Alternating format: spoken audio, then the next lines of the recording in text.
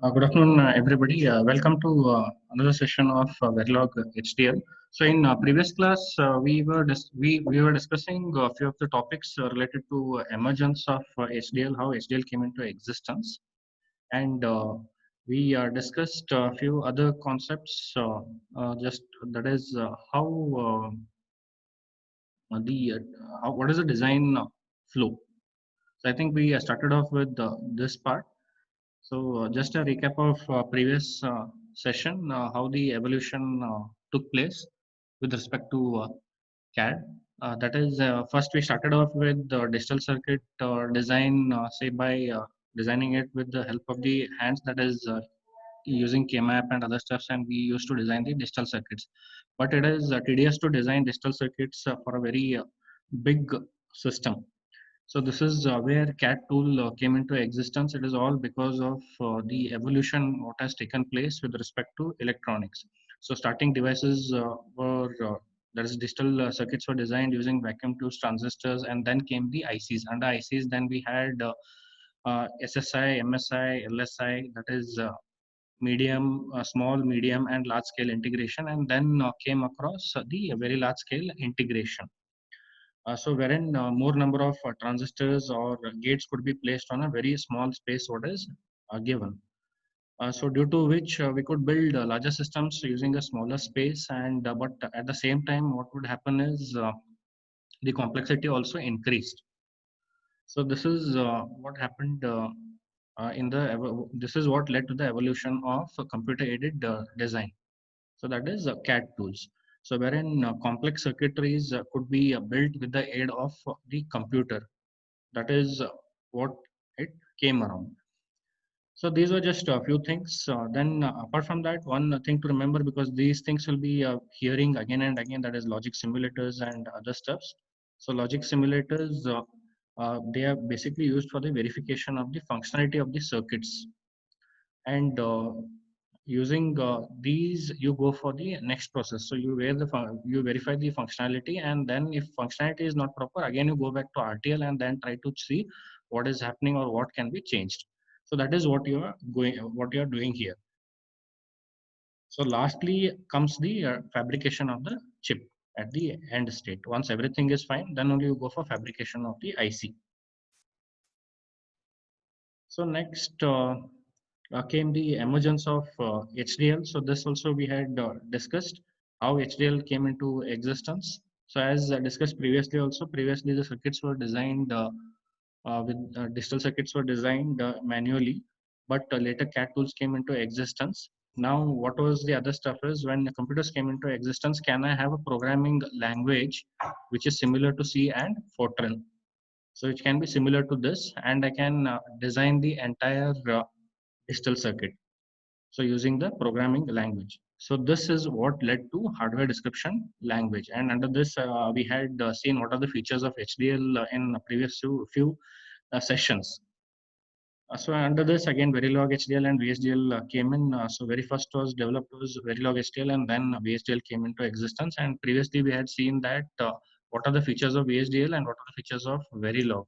So comparatively, when we compare VHDL and Verilog HDL, Verilog is little bit easy. It is having little bit easier syntax compared to VHDL.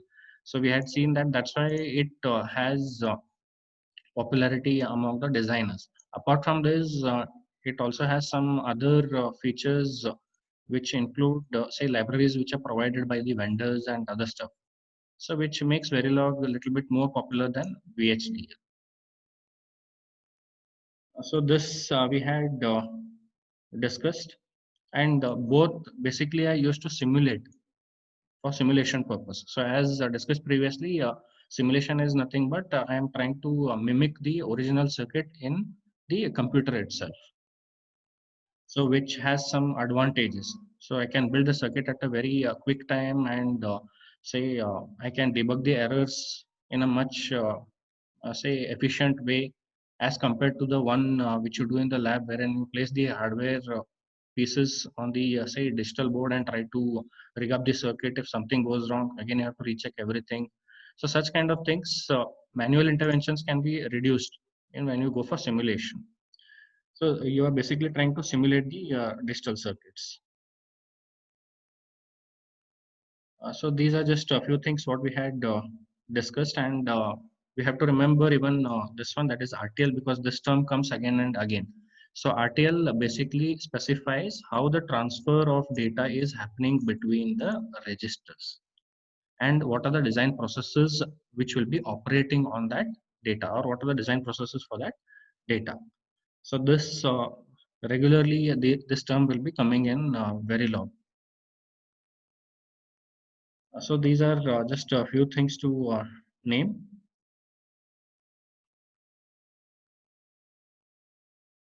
So these all things we had discussed, wherein we discussed about system level design. That is a very high end design.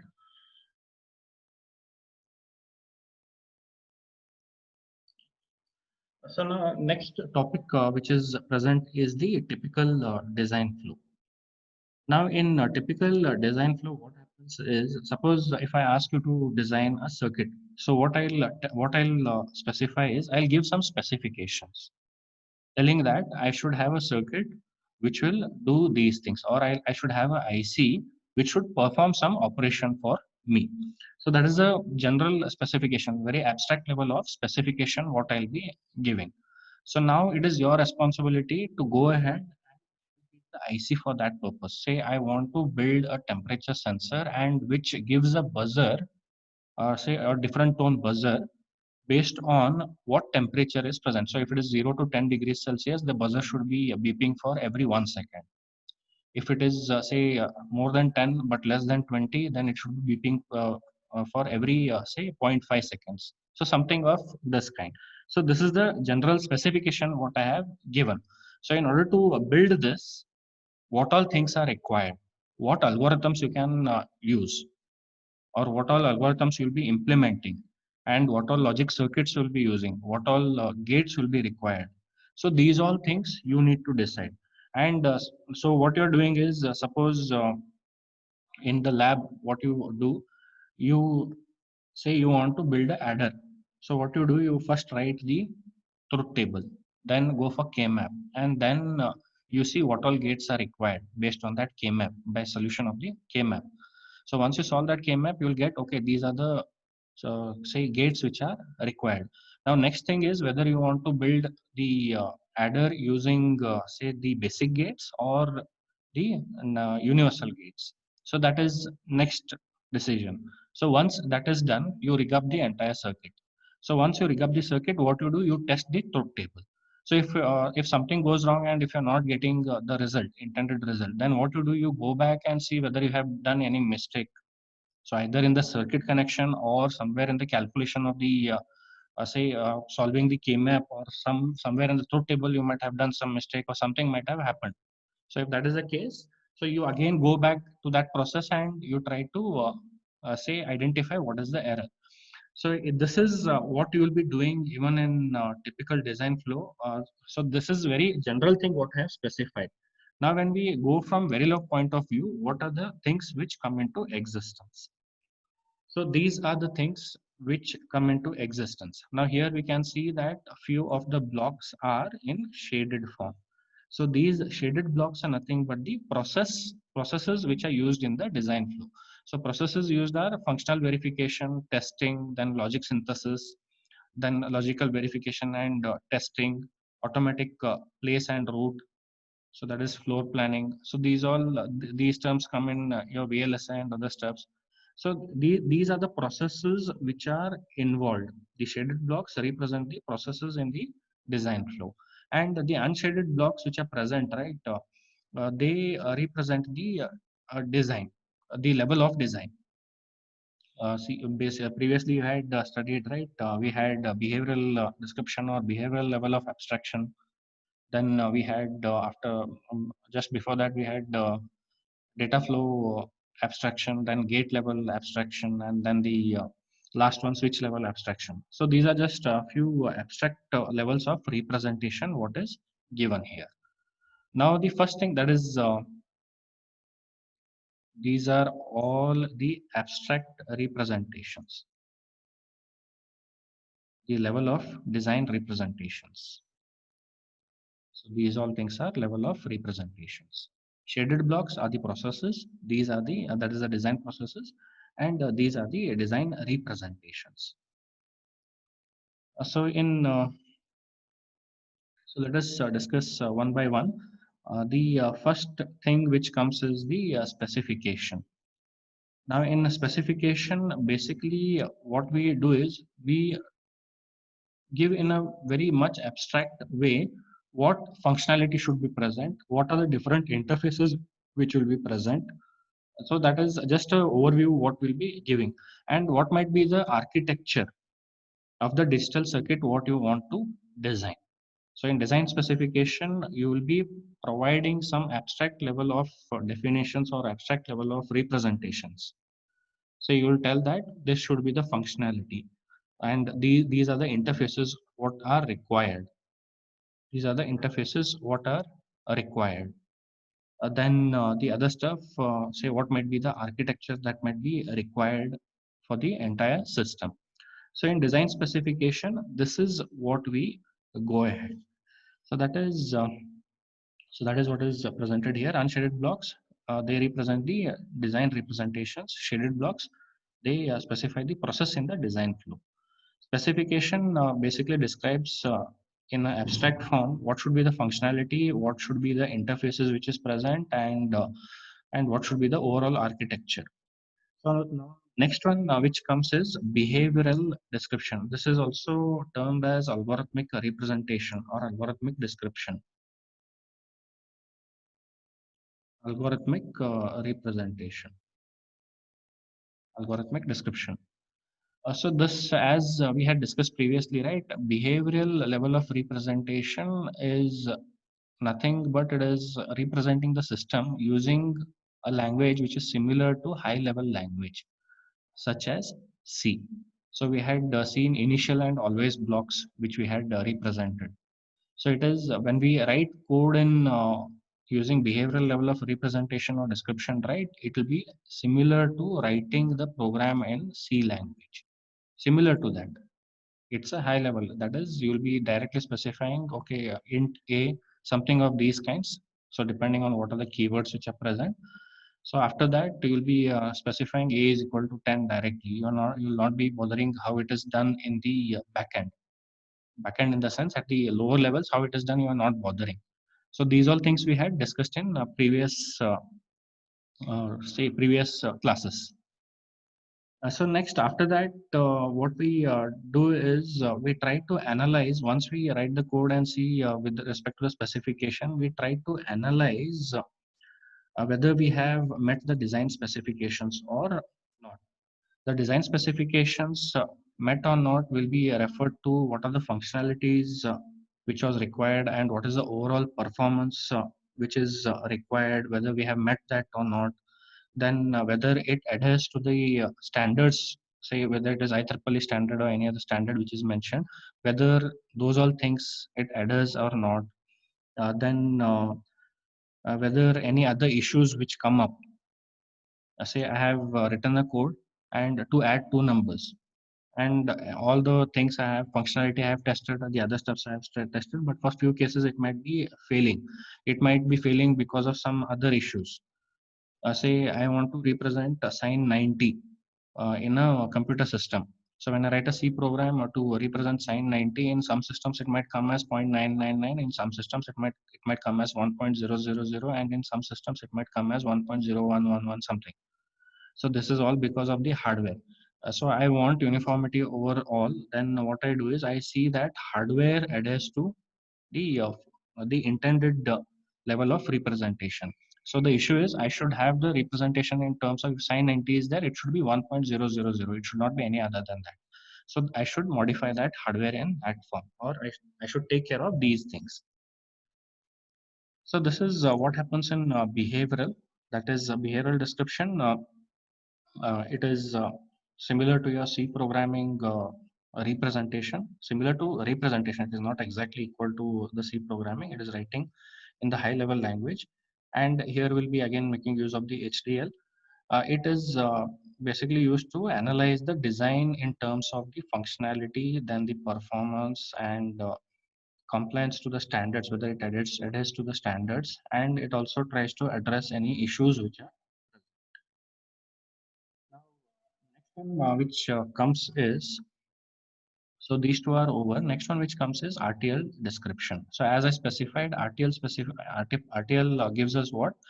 It gives us the information on how the data gets transferred to the registers, or how the data is getting transferred between the registers, and what are the design processes which are operating on that data.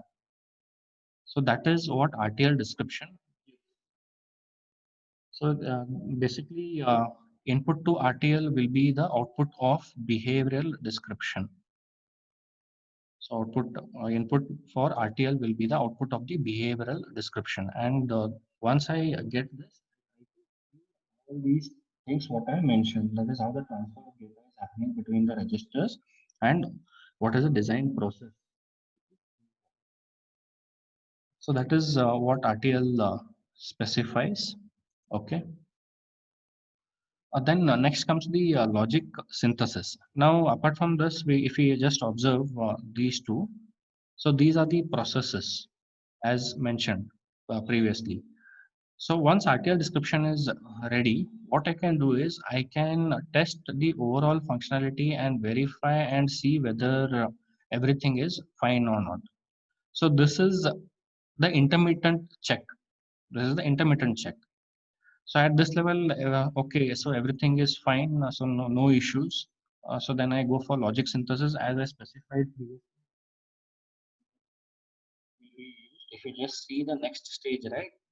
Logic synthesis will, once everything is tested, it will take this entire stuff. So this, it will test the function and functional verification and testing. You give it to the logic synthesis tool. Tool tries to get the gate level net list. It will try to get the gate level net list. So even this also we had discussed previously. So logic synthesis tool, once everything is fine, it takes this and generates the gate level net. And it also tries to see that this gate level net list is meeting all constraints such as say the timing constraint, what is the power consumption which is there, whether it has to be low or any other thing has to be adjusted. So those kind of constraints. So it is keeping track of these things. So once we get the gate level net list, we move ahead. We move ahead. Now again we are back to the design flow. So previously it was the design process. Now again we are coming back to the design flow. So this is at the gate level. So this is behavioral level. This is at the gate level now. So now in gate level netlist, as discussed previously, what netlist basically consists of. Netlist basically consists of the description of the circuits in terms of gates. Netlist, gate level netlist consists description of the gates and how those gates are interconnected. Description of the gates and how those gates are interconnected. Basically,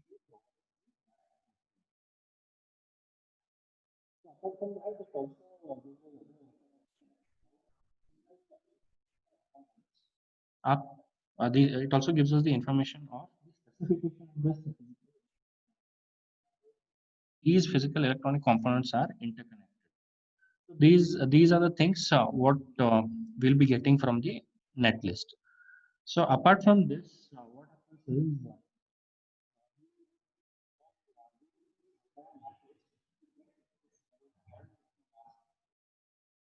get what is called as mask. So using the mask, we basically try to build the we try to get the IC fabricated.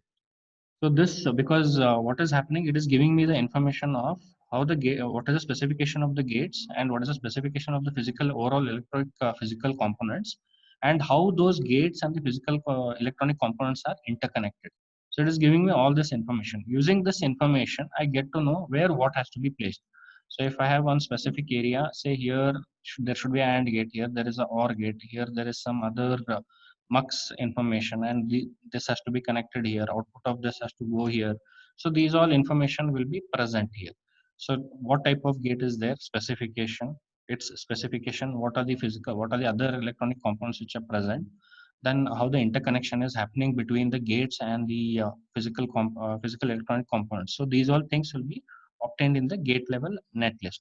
So once I obtain this information, I can get the from this, and using the mask I can go for the further processing.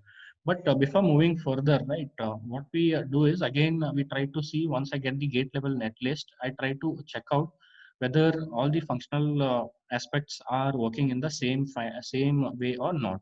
So here we are making the logical verification and testing. So once we do that logical verification and testing, we go for floor planning, wherein we place and we make use of tools which basically help us to place and route the things.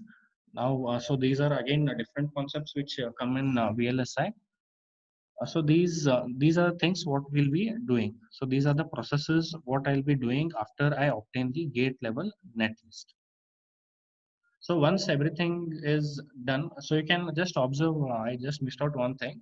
So if in functional verification, if something is not fine, again, I go back and make changes in the RTL so that I meet those specifications. So functional specifications, what I'm specifying is, say, timing constraints, power, so these kind of things. So if power consumption is high, so what I do is again I go back and try to see what changes I can do over here in order to reduce this power consumption.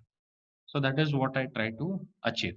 Now, apart from this, in logical verification, say what I'm testing is I'm testing the say whether the gate is providing me proper temperature values or not. Just logical comparisons. So if the temperature is 10 degrees, but there is some identification which is wrong. So why is this happening? So what again I have to go back and check in the RTL specification and do the modification, and again come back to this process by following all these things. So this is what I'll be doing. So once everything is fine, you go for floor planning and automatic place and which is again done by with the help of tools. So this is what is mentioned. The same thing I have explained now. So what all things come into existence.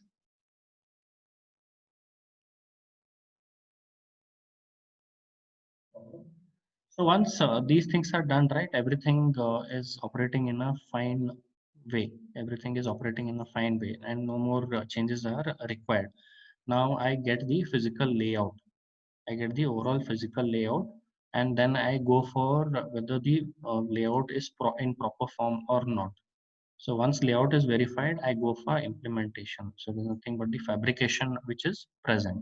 So if something goes wrong, either I move to the floor and planning this thing.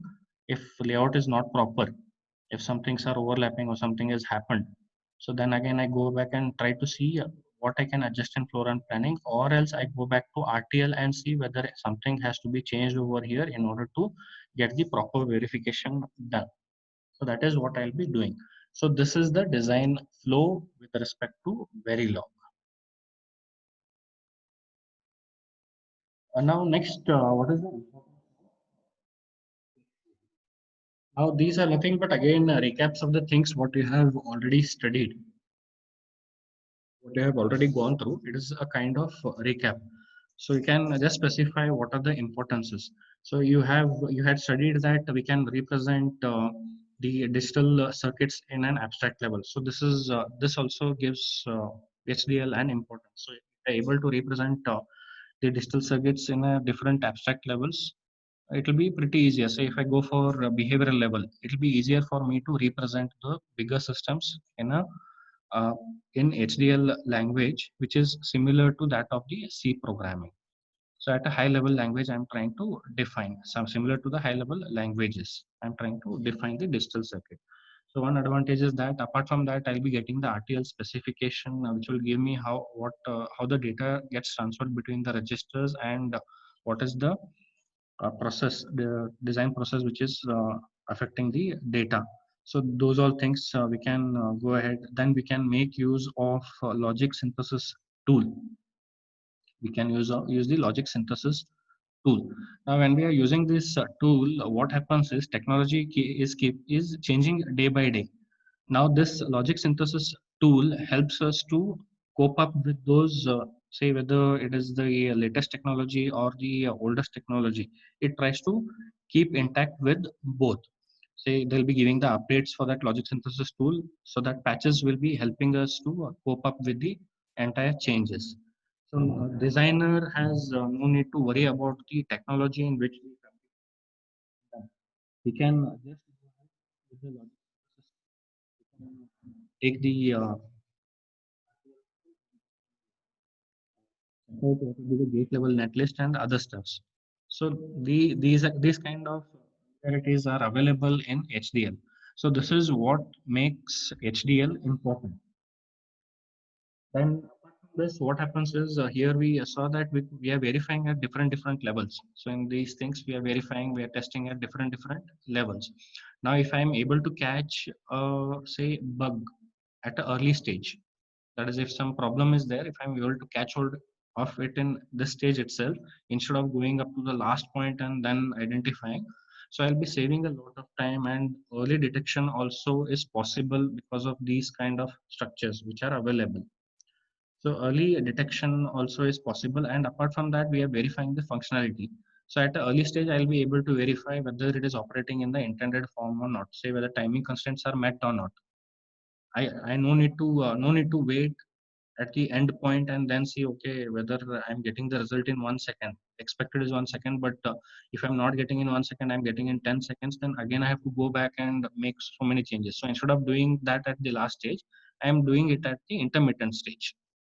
So early verification of the functionalities is also possible. Early detection of the bugs is also possible.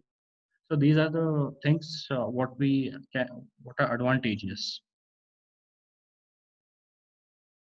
Now, since we are making use of computer languages, building these things also becomes easy. That is, building a digital circuit, a larger system.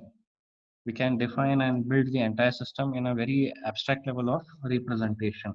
So this makes the developers and the designers' life a little bit easy when we are dealing with the bigger systems.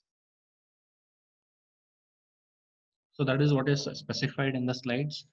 Designs can be described in an very abstract level. RTL description can be written by the designers without worrying about the technology, fabrication technology. So different that is uh, previously we had fabrication which was done at micrometer level. Next came the nanometer level. Now we have the nanometer level. Under that again we had different specifications. So previously it was 6 microns. Now it is, I guess in lab we have 9 microns or something we have in lab. So these are the things, these are the changes. So no need to worry about this when you are a designer and you are making use of logic synthesis tool. So this tool is getting the patches and it is helping us to keep up with the technology which is present. But you should know how to use those things. So those are the things what we get. So the same things I have specified over here.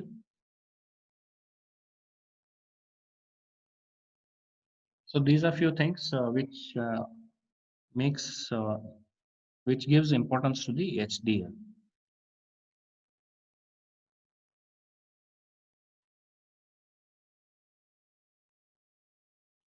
So let us move ahead. So let us see the popularity of the Verilog HDL.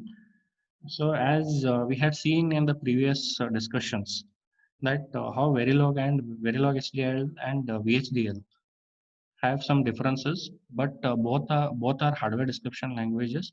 So all the advantages of hardware description languages make this Verilog or VHDL popular. That is the first point. But what makes Verilog more popular than VHDL? So even that also we had discussed in few of the sessions. So if I just have to name a few, right? Verilog is a little bit easy to learn, and it is having easier syntax as compared to VHDL. It is having easier syntax as compared to VHDL that we had seen in previous slides. So then apart from this, what happens is using Verilog is pretty easy. Using Verilog is pretty easy. So this also makes Verilog popular among the designers and the developers. And since the syntax of Verilog HDL is similar to C programming, since C programming is familiar with many of the programming developers, many of the developers, again going for Verilog HDL. So this is again what is added, which makes Verilog popular over here.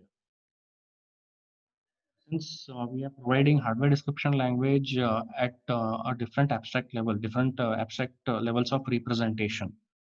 So Verilog is supporting that. So that is also. Then apart from that, what we have is we can have different tools which are provided to be accessed along with Verilog. So if different tools can be incorporated with the Verilog, what happens is I can manage many complex things over there. Suppose I want to tool to this thing, then I can go ahead with the Verilog and use it. So that is what makes Verilog HDL popular. Then apart from that, again, what happens is we have different libraries which are provided by the vendors also, and which is again supported by Verilog. So therefore, this also adds to the popularity of Verilog HDL. So these are just few things to name around for the popularity. So as discussed, I'll just run it around.